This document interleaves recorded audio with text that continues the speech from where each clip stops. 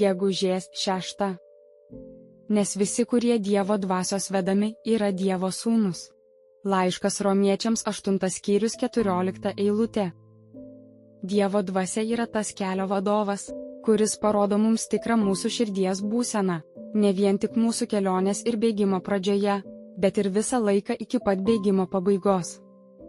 Jeigu esame vedami Dievo dvasios, einame jos rodoma kryptimi ir jei mes to ir siekiame, tada esame Dievo sūnūs. Dievas pripažįsta ir sutinka priimti visus, kurie ateina pas jį per Kristų, kurie pasitiki viešpaties Jėzaus nuopelnu ir kurie išlieka tokioje širdies būsenoje. Šioje eilutėje Dievo dvasia – tai Dievo charakterio bruožai jo vaikuose. Dievo charakterio bruožai – tai išmintis, teisingumas, meilė ir jėga, kurie tobulai derinasi vienas su kitu.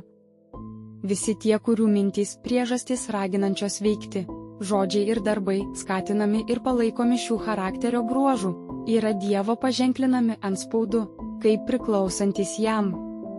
Šis paženklinimas taip pat stipriausias galimas paliudijimas, jog jie yra Dievo sūnūs.